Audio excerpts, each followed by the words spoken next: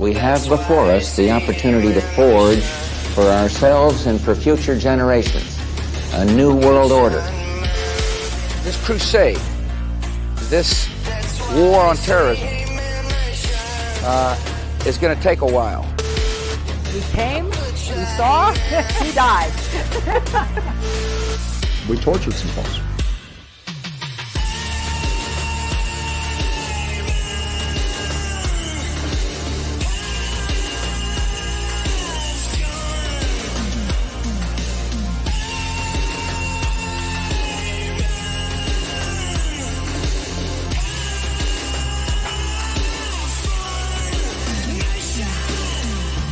Yourselves to these unnatural men with machine minds and machine hearts. You are not machines, you are not cattle, you are men. You have the love of humanity in your hearts. You don't hate, only the unloved hate, the unloved and the unnatural. Soldiers, don't fight for slavery, fight for liberty. And hold up. And the pod has been parked. Ladies and gentlemen, welcome to the show. It's episode 29 of Dave versus Goliath. Thanks for being here to help me take on the world. Almost to number 30. Can't believe we almost made it, but we will. That's right. Ladies and gentlemen, sometimes I feel like somebody's watching me. That's right. I bet you do too. Got that feeling if you saw the FBI memo courtesy of Project Veritas. Thanks, James O'Keefe. Always coming through in a clutch. We're going to get more into that later. We're going to talk about a couple things tonight. Man, the walls are certainly moving in, aren't they? But luckily, thank goodness, we're back to normal around these parts because I got with me to help me take on the world my main man, Dan. Dan, what's up, dog? How are you? Cheers, man. I'm good. How are you? How have you been? Reunited, and I'm feeling good, man. All things aside, you know what? Let me get cozy here. Mr. Rogers it really quick. I'm doing that too right now. You know? Yeah, hey, that's a good looking set of frames you got there, bro. Thanks, brother. Absolutely, man. Good to see you, dude. It's been probably like a month, I think, since. It's been a month, yeah. That's great. How was your time with the kiddos? It was awesome, man. It was really good. I'm happy to be back though. But yeah, a month full time in it, you know? A little more grays down here, bags are a little bigger under the eyes. That's right. You know? It's crazy, man. I don't know if you notice when you hang out with kids that like they're awesome, but they don't stop talking 30 days straight. Mm-hmm. You know? It's unbelievable. I don't know if you know this, but being a dad is hard. Damn. So many questions. So many questions. All these activities. Yeah. Jesus. Y'all like chilling? You ever just like chilling and hanging out? So many activities. Right. I bet, man. Well, yeah, I'm glad we got to catch up with them the one day, and I'm certainly glad that you're back here, dude. Yeah, they love wheelies, man. Waffles and open space. Everybody loves wheelies. The kids love wheelies. You got the hammock to play on. You got grass out there. I think, yeah, it really is a magical place, man. If you guys don't know, get your butt to Wheelies if you're in Delaware. And also check out wheeliespharmacy.com for the finest CBD products, tinctures, lotions, teas, capsules, and more. And I forgot to say in the beginning of the show, if you're listening to it on Apple or Spotify, please leave us a review. That would really help out the old algorithm there. If you're watching on YouTube or Odyssey, please smash the like and subscribe buttons to help the channel out, get those rookie numbers up. And if you're checking this out, please just share it on social media, Facebook, Instagram, all that stuff helps. Yeah. However, it's, I was going to say it's hard to navigate those algorithms, isn't it? Are we you streaming again, or are we? Yeah, well, I'll tell you what, we're streaming right now on YouTube. If you're watching this live, I do appreciate you. But it's becoming ever increasingly difficult, bro. As you know, the Twitter debacle that I'm perpetually going through. And just the other day, Facebook zapped me for a year-old meme I shared of Hunter Biden had his laptop in one hand, cock and balls in the other. Covered, though. Nothing was like showing. And he was on this floral print couch. And in the picture to the side of it was Jill Biden in a dress with the same floral print. Just like, who wore it better? It was like so dumb. and it took a year for them, but they gave me my first ever 60-day live stream ban from Facebook. So yeah, we're not doing that for a little while. For Hunter Biden doing what Hunter Biden does. Right. International criminal. Hunter Biden. It reminds me of that Russell Brand told a joke one time where he's like, I got in more trouble for saying that the Nazis that Mercedes made engines for the Nazis than Mercedes got in for making engines for the Nazis. Yeah, that's exactly what I felt like. It's like man, so many people like talk a lot about Hunter Biden to the point where I was like, I don't know, man, this story, I'm just like, it's kind of salacious. And it's like, but you know, at the end of the day though, it is like a national security thing. It's not like, you know, Johnny Depp and his girlfriend, like the trial or something like that. It's more important than that. But I felt re-engaged, like, fuck this guy again. That, like, you know, I share a harmless, you know, funny meme. But yeah, he can literally, this is like the Biden crime family, man. The more I dig into that, if you're listening to Monica Perez and the brother of Joe and Hunter, just like, you know, kind of like the front guys for the big operation there, man. But it's like $1 billion operation these guys got going on. And you can't make fun of his couch print. And you can't make fun of that. So anyway, we'll be streaming to YouTube for the next, I guess, you know, handful of shows. No big deal. What else? Let's see here. Yeah, so we're going to talk a little bit about Biden tonight. By the way, bro, you've been gone, let's see, I guess 4 episodes. And in that time that you've been gone, the president has been sick with COVID like 3 times. You're okay. You're not going to get COVID if you have these vaccinations.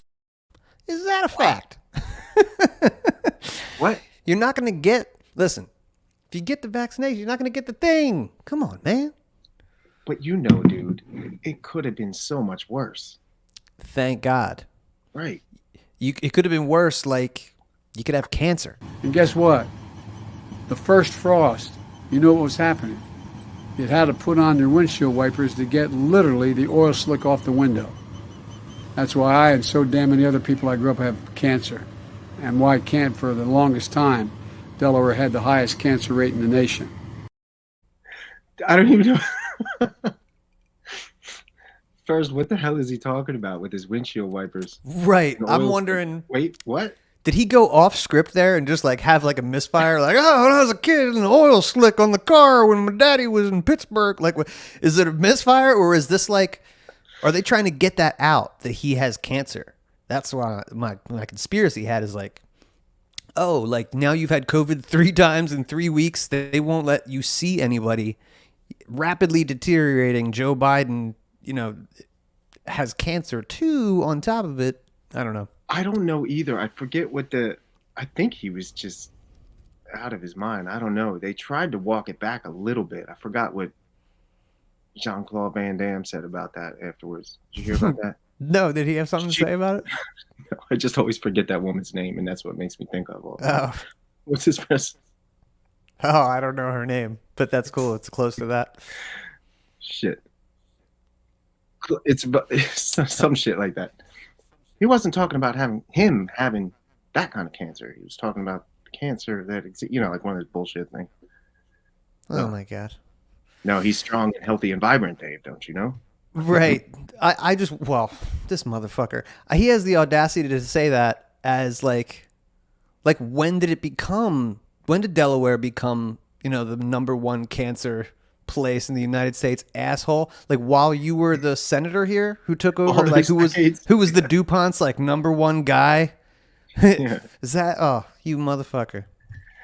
Yeah, you guys got Chemical City over there. Oh, dude, this is the epicenter of the chemical age and the American experiment with gunpowder. Like DuPont's probably the first example of fascism. Oh, yeah. Y'all are making that gunpowder? We're trying to fight some wars. You know, the French were settling over on this side of the Brandywine, Pennsylvania Dutch on your side. Total cultural split. You can still see that today. Anybody that lives here around these parts will attest to that. Anyway, fuck Joe Biden. Bro, have you heard about the newest political party that's taking America by storm, the Forward Party. Is that Yang's deal? That is Yang's deal. Is he still trying to mush together Republicans and Democrats? Bro, he is definitely succeeding at mushing together some Republicans and Who's Democrats. he got? So far, he's got Christy Whitman of New Jersey. Okay. Yeah, one, cookie cutter, pantsuit, milk toast. That's what they're going for. It looks like is this like the moderate. Let's unite the moderate middle across the board. Though, here's just to interject, and I don't know if I'm wrong about this, but with what I do every day, I get to speak to a lot of different people, and everybody wants to talk about everything. And like, I think for a while there, we thought the problem was the polarization. It is a problem, but everybody's now on the extremes and everything like that. And where's the moderates? Let's get these people back in the moderate. But like, I don't know that base exists for him anymore. I don't either. I don't know if that exists. I think that that's what the Gary Johnson sale was. Like, hey, just the reasonable center. Like, nobody got time for that. I definitely don't. Not at this point. No. I mean, I don't know how you're going to pull Republicans and Democrats. They're like, as hyper partisan as it gets. I just, but I do find it weird because this guy is a guy who spent time with libertarians, kind of like toying with the Libertarian Party a little bit. Like he aligns. Like, I would like to know what you don't like about the Libertarian Party, or what you find like it already has the 50 state ballot access that you're seeking to get by like 2028 or whatever it is. Right. And you want, pro-choice and pro-life people to be able to like commingle and things like that. So I was like, dude, that's already going on. So I would like to know, what it probably is, bro? Forward doesn't want to end up on the FBI watch list. That's probably what it is. You know what I mean? I love watching. It will be uncancelable. Exactly. Yeah. They just got to like watch us fight and they can tread water and then they'll just swoop in last second. Michael Malice has been going hard. He hates Andrew Yang, bro. He said, and I quote, "Snake, Andrew Yang gained thousands of followers when he trended on Twitter last week, only to lose every single one of them within 100 hours. Holy shit. Damn, that probably means you paid for some and you probably were just annoying people with your annoying tweets." Is he still trying to push? Is it like UBI still a platform that he's trying to run on? I don't know if he's running. What he did, it looks like, dude, is like broker the deal between a couple smaller parties. Like these, they seem like center left, maybe just moderate political parties. I did notice they have a CEO, so they don't have like a chair of their party, which is interesting, kind of based. You guys have a CEO of your political party? All right. But yeah, I just thought that was interesting. But yeah, seriously, fuck those guys. Go join the Libertarian Party. I don't know why would anybody want to spend time with the moderate middle? What could you possibly offer? In fact, they boasted, dude, they were like, we don't want to tell people like what kind of their ideology should be. It's like, why am I here though? You know what I mean? I would say that the Democrat parties, Republican parties need to do more of that. Here's what we are. Here's what we stand for. And if you like that, join our party. Not everybody else who's not a Democrat or a Republican. Here's a place for you. That's just weird. It feels. Yeah, I don't know. The moderate, there's no room for that anymore. Like nobody wants to hear. I don't think so either. We'll be okay with a moderate amount of corruption and a moderate amount of wars and a moderate, go back to when everybody was getting away with everything. It's too late for that. I see him pushing Evan McMullen. Remember that guy? He was like a CIA guy that he was trying to get in the Democratic primaries 2 years ago or so. But yeah, it smells of deep state, stink, and corporatist whores. Yeah. So anyway, if you're out there and you're flirting with the Yang gang and that crap, don't do any of that crap. I'm over here. Yeah, the water's fine, man. Try Liberty out. What don't you like about Liberty? You know what I'm saying? Anyway, let's check in with our pal Klaus in the UN, World Economic Forum. What are those guys doing? This afternoon, the Secretary General and Klaus Schwab, the founder of the World Economic Forum, will witness the signing of a memorandum of understanding on a strategic partnership between the UN and the World Economic Forum, which outlines areas of cooperation to deepen engagement between the two institutions and to jointly accelerate the implementation of the 2030 Agenda. Dude. What? Okay. We're going to use the UN? Well, this is what it is. This is what it is. And we're going to get into Alex Jones in a minute.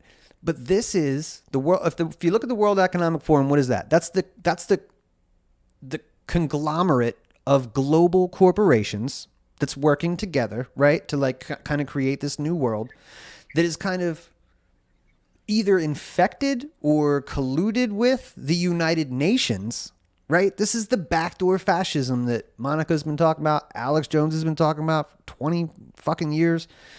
But I love how they just come out and say it. It's like, well, we're just solidifying what we're doing, working together. Yeah. 2030. Let's get this fucking shit done. Eat the bugs. We're just going to keep moving forward geographically with the UN and keep pushing and pushing and pushing and pushing. And then we got you going lock down the corporations over here with the ESG scores and all that kind of stuff too. Yeah, they're not shy. No, they love it.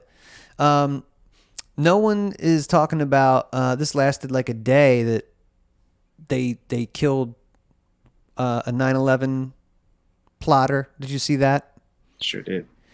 Biden gets up there and does one of the, gives the speech. It's like the Bush got to give and Obama got to give one for Obama or Osama. It was his turn. It was his turn. He got to give the thing. It was pretty hilarious. Let me see here. I got my dog barking in the side of the pod here. But yeah, it falls further into the whole theme of this show, which is Alex Jones was right. And keep your eye out for these people, man, because they are constantly making moves. But I want to talk a little bit about Alex Jones, dude, because I think, one, not enough people are sticking up for, I guess, not even the guy, but like what this means. Nobody did it, 3-4 years ago when the social media companies colluded to take him down, right? Deplatform him. And now look, like what we're talking about, getting kicked off Facebook, kicked off YouTube. They're hiring more and more ex-CIA agents to come in and, write the rules and platforms for these guys and everything else. So, as Monica Perez says, everything is propaganda, right, man? It's just everywhere. So I thought we would let the propagandists of the propagandists tell us how they feel about Alex Jones. Dude, wait till you see these people. They're like fully on sexually aroused by what's happening to Alex Jones. Let's check this out. And you can tell me to stop whenever you want. As for those new details from Jones's phone, there is also, as mentioned, the congressional investigation. The January 6th committee is looking into Jones's role of events surrounding the insurrections, and now likely interested in those phone messages. Jones did plead the fifth on that one. Erica, unbelievable day in court that we saw. So let's talk about that. Bernarda, how does this happen? I mean, Alex Jones called it a Perry Mason moment. It sort of was. Oh, absolutely. I thought I was on the show of being punked because of the surprise of where it came out. But his attorney should have known, like, look, you were already given a heads up that the plaintiff's attorney has these. Is there something wrong with that weird eye? Go home and cross the T's and dot the lowercase J's.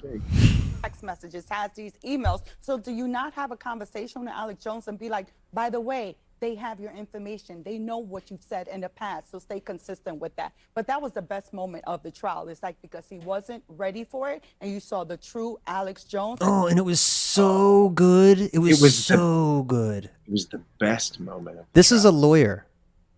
Like, and it was a hubba, hubba, hubba, hubba movement.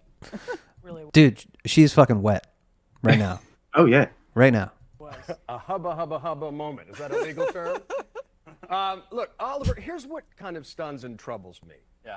In some ways, this is the culmination of the post-truth moment we live in terms of accountability. Sure. Right? We live at a time where basically people can get rich off of amplifying lies. And the only this is absolutely terrifying. These actors are talking about how there's nothing true on social media. It's just, and he's talking about the most troubling part of it for him, but you couldn't jackhammer that smile off his face while he's trying to say it.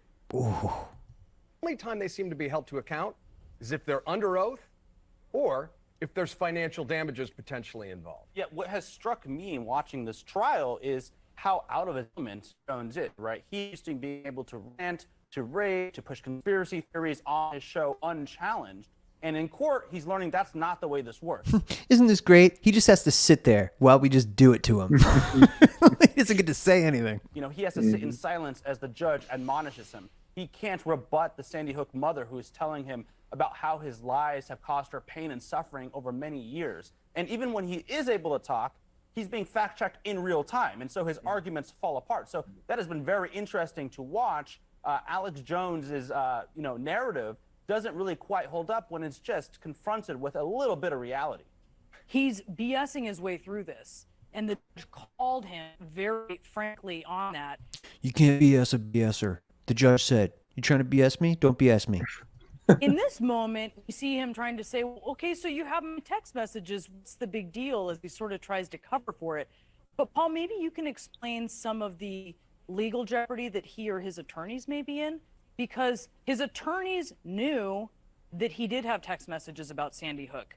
He, when deposed, says he doesn't. They have possession of them. Then they seem to be aware that they've accidentally given them to the prosecution. They don't alert their client. There's so many problems with this. I love how, I don't love it. 5 years ago, nobody would have mentioned Alex Jones's name on television because you just don't mention him because you don't want anybody to know about him.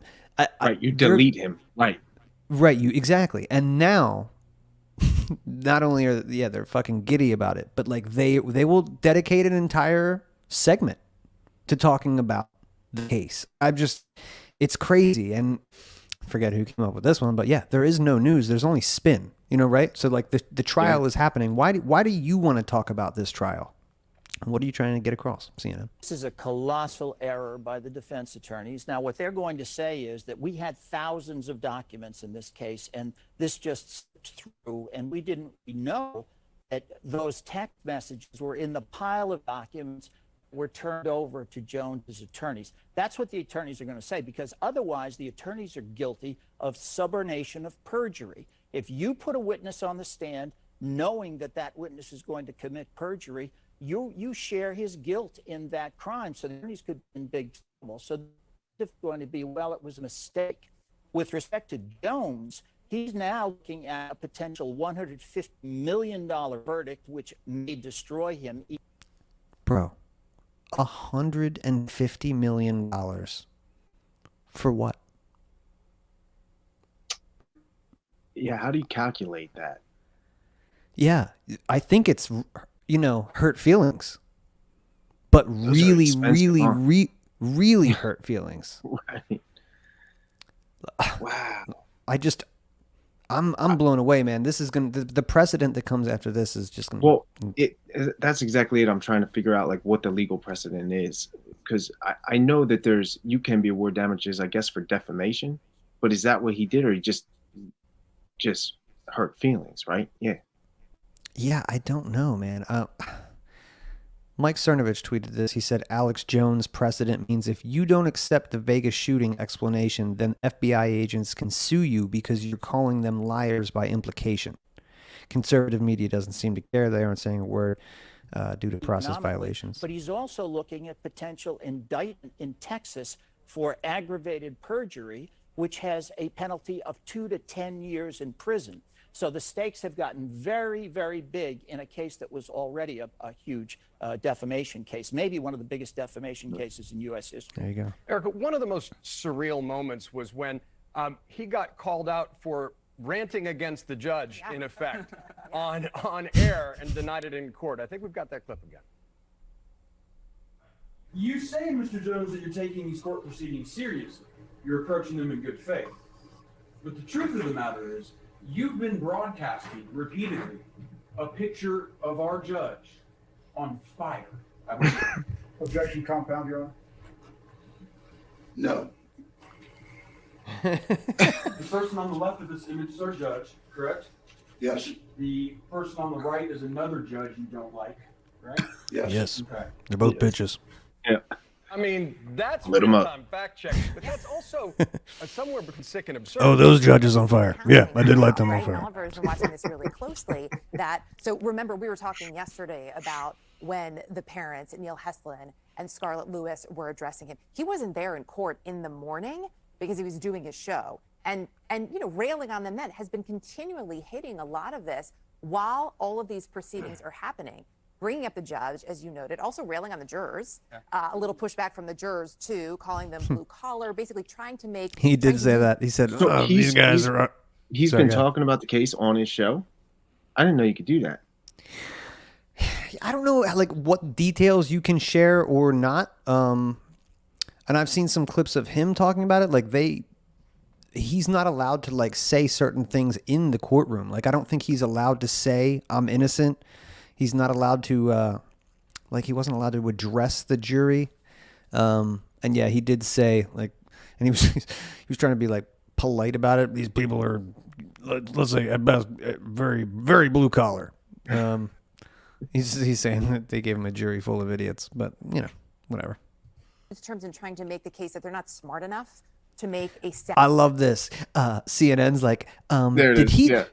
He doesn't think that his viewers are smart enough. Like it's just like all you guys do is fucking insult people that you hate. Oh, you're Olive Garden people, you're Holiday Inn goers.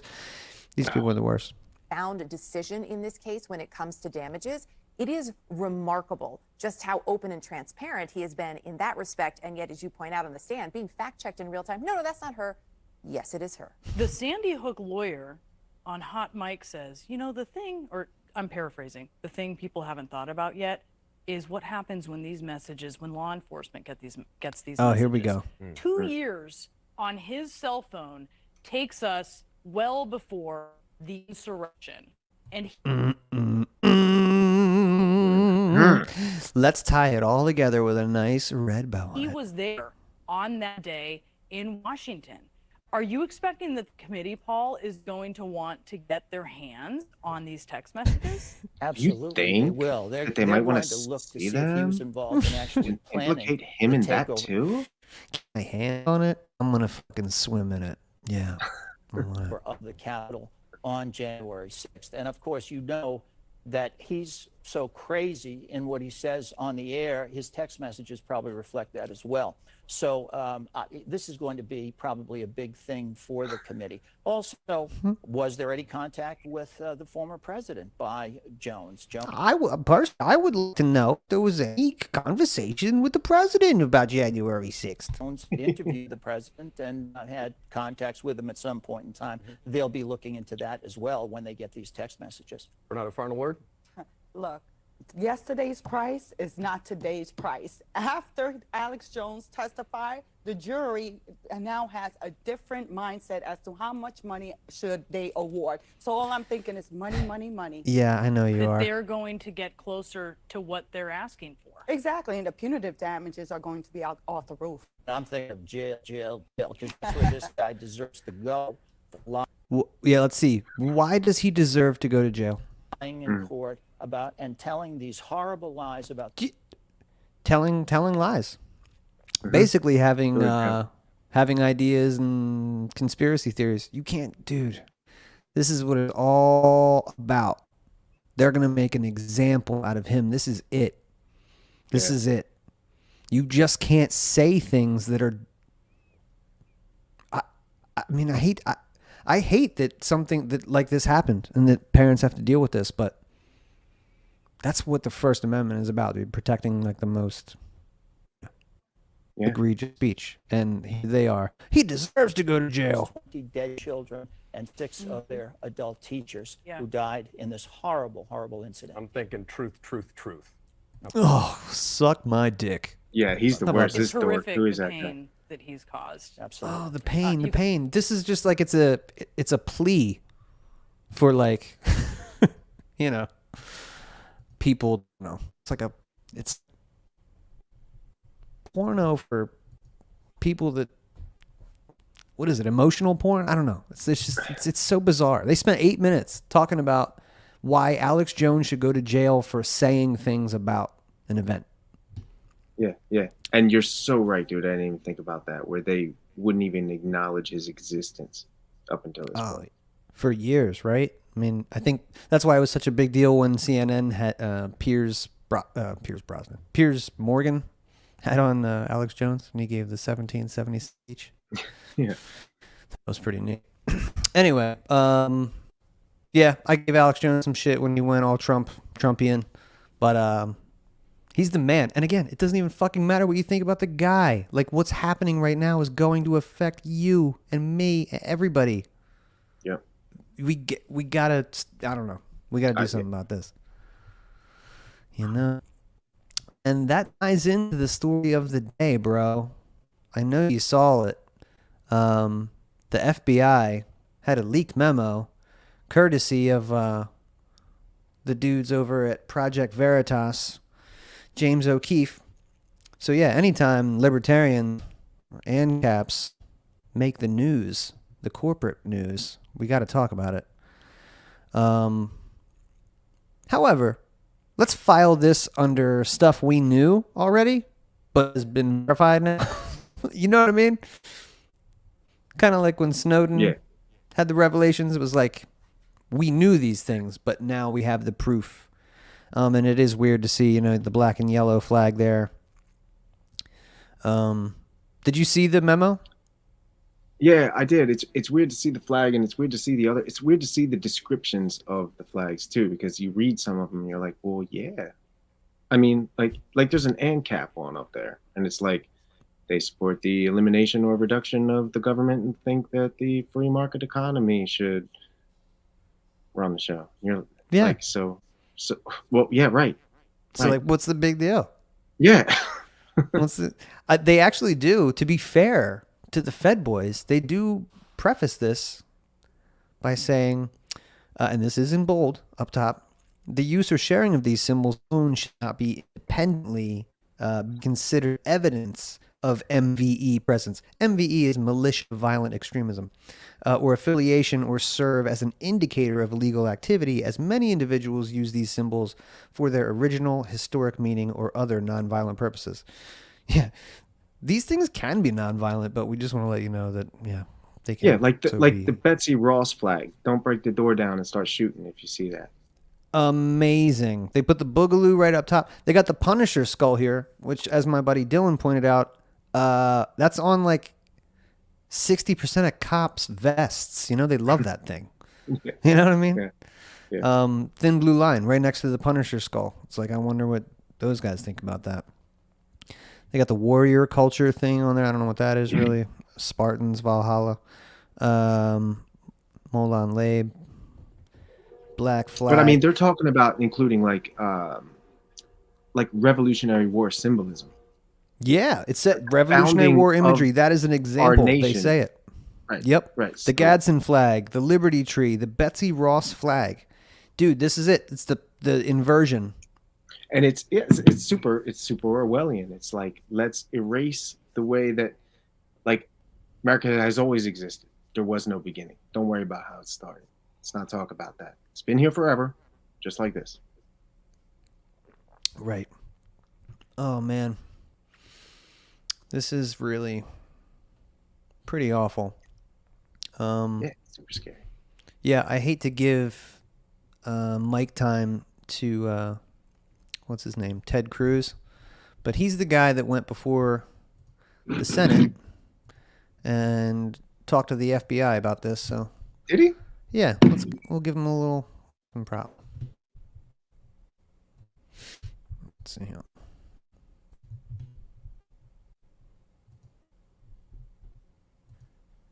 Yesterday, it was reported that Project Veritas had obtained a copy of an FBI training material, which listed various symbols and themes which, in the FBI's estimation, were indicative of, quote, militia violent extremism.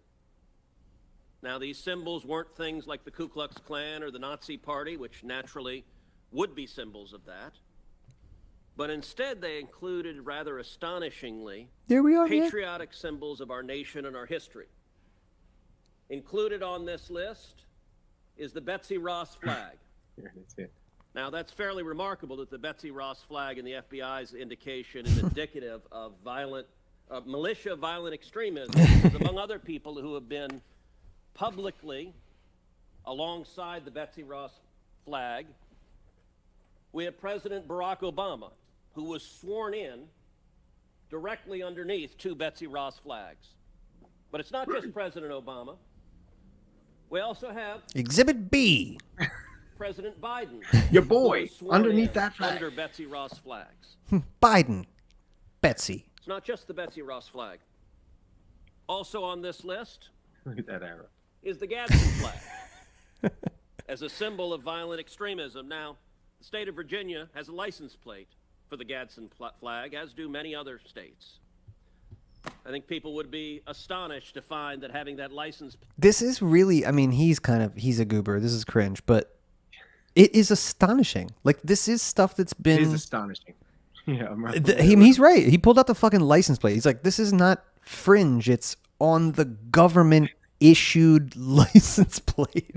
The FBI indicates that you're a violent extremist. Also included on this is a text that I was particularly struck, is the Gonzales battle flag. Come and take it.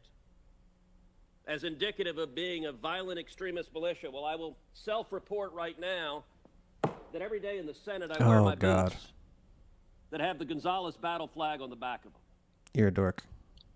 That's why he's a dork. I wish he would just quit doing What shit are y'all like that. doing? Mm-hmm. This makes no sense. And he's a little bit too Joe Jorgensen with his, condemnation. It makes no sense. Like, it doesn't make sense. Why don't you just rethink it up like Ted? We could do better. Yeah, right. Oh man. You know what they're doing? Come on. Right. Oh, dude. I'm just perplexed. Yeah, there's got to be a better way. I just wanted to point out you guys made a simple mistake. You're not going to do it again, are you? Right. Yeah. Okay, good. We know we can all get out of here. Yeah, that's essentially the function of Ted Cruz. Oh, man. Let's see. He's got something to say. Andrew says, the FBI wants to be able to investigate anyone with any of these symbols. Yeah. By calling them terrorists, it opens up that door. You're damn right, dude. No constitutional rights afforded to those. You get black bagged and thrown in a black site like Chicago does or Afghanistan, right? When everybody is a enemy combatant, that's how it is. And that's in a post-constitutional world, which we are at least entering, if we're not at least already there, that's what it's going to be like. The only law will be comply. Fuck everything else, just comply. And that's why the Second Amendment is so important. That's why when Monica Perez, again, I got to give her more props because she's the best. She talks about the thin parchment line, man. I'm an anarchist. I know a lot of anarchists, but the ones that would argue to throw away the Constitution, the Bill of Rights now are mad. You're mad. I don't care. Lysander Spooner was right, maybe, whatever. We could debate that. But now it's the only thing you got is the process. And these fucking monsters like Klaus Schwab, the World Economic Forum, these motherfuckers want to plunge us into the darkness, take away civilization. You know what I mean? It's not like a future utopia where everybody's... That's all bullshit. Yeah. That's all bullshit, dude. And that's what this is all about. So I feel like we keep talking about the same stuff. Alex Jones, the assault on liberty, the assault on libertarianism. I mean, this is... further goes to show, man, there's the flag right there, the ANCAP flag. FBI wants you to know that you're a fucking danger. But man, we got a storm coming on out there. Yeah, I see some flickering. Yeah, how about that? But anyway, man, we got to do a show. Yeah. I missed you terribly. You too, man. It's good to be back. Are we doing shooting for, what are we doing? We can talk about that later. Oh, Ron Paul. We should. If that's what you're gonna say, we should definitely. What is that? The third? That's the 3rd of September, in Washington D.C. And we had a great time last year. I know Mike Heiss is gonna be there. Some of the Meathawks are gonna be there, so we should try and work that out. But that'd be great, man. You gonna be around next week? You wanna do another podcast? Yeah, I got Monday. Word. That's that day. That was the usual day. Yeah. We tried to do. Sorry, anybody who was there for Monday, but the Facebook thing sucks and scheduling things. That was my bad, but glad we got to get it in, man. I missed you and appreciate you being here. Yeah, you too, man. Yeah, I'll see you Monday. Let's do it. Word up. Peace, brother. Ladies and gentlemen, that's going to do it. I'm heading over to Reed Coverdale's YouTube channel. We're going to chat it up for a little while. So if you're up for it, head over there and hang out with us. And let's see. Anything else, man? Yeah, share the stuff on social media. We could use the help. Don't go far on Facebook because, yeah, they're not doing much for us. But we'll do it again next week. All right, guys. Thanks. Peace. Now that the smoke's gone.